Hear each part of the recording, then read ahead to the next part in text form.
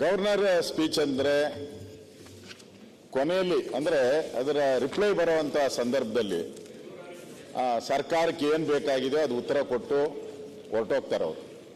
Particular ಆಗಿ ಇವತ್ತು ರಾಜ್ಯದಲ್ಲಿ 2 ಲಕ್ಷ ವಿದ್ಯಾರ್ಥಿಗಳು ಸರ್ಕಾರದ ದುಡ್ಡು 30 ಕೋಟಿ ಇಷ್ಟು ಅವ್ಯವಹಾರ ಆಗಿರೋದು, ಸರ್ಕಾರದ ಖಜಾನೆ ಲೂಟಿ ಆಗಿರೋದ್ರಿಂದ ಇದಕ್ಕೆ ಇಮಿಡಿಯೇಟ್ ಆಗಿ ಆಕ್ಷನ್ ಆಗಬೇಕಾಗಿದೆ.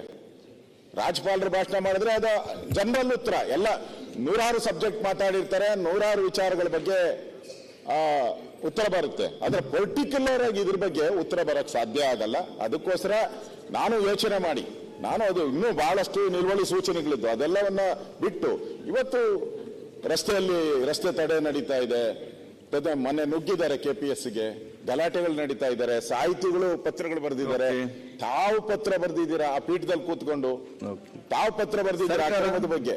ಅದರಿಂದ ಇದನ್ನ ಮಾಡೋ ನಾನೇನು ಸರ್ಕಾರದ ಅಲ್ಲಲ್ಲ, ಲೋಕಸೇವಾ ಆಯೋಗದಲ್ಲಿ ಆಗ್ತಾ ಇರತಕ್ಕಂಥ ಅವ್ಯವಹಾರಗಳ ಬಗ್ಗೆ, ತಪ್ಪುಗಳ ಬಗ್ಗೆ, ಕನ್ನಡವನ್ನ ಕೊಲೆ ಮಾಡಿದ್ದಾರೆ ಇವರು, ಕನ್ನಡವನ್ನ ಕೊಲೆ ಮಾಡಿದ್ದಾರೆ. ಆ ಪದಗಳನ್ನ ಟ್ರಾನ್ಸ್ಲೇಟೆಡ್ ನಾನು ಹೇಳ್ಬಿಟ್ರೆ ನಿಮ್ಗೆ ನಾವು ಕೂತ್ಕೊಳಕ್ಕೆ ಆಗಲ್ಲ ಇಲ್ಲಿ, ಅಂತ ಪದಗಳನ್ನ ಉಪಯೋಗ ಮಾಡಿದ್ದಾರೆ.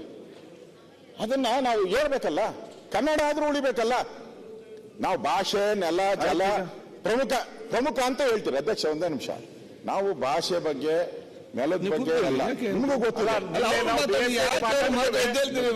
ಬರೋದೇ ಇಲ್ಲ ನಮ್ಮಲ್ಲಿ ವಿರೋಧ ಮಾತಾಡ್ಬೇಕಾದ್ರೆ ಟಿವಿ ಅವ್ರಿಗೇನು ಇನ್ಸ್ಟ್ರಕ್ಷನ್ ಐತಿ ಕವರ್ ಮಾಡಬೇಡ್ರಿ.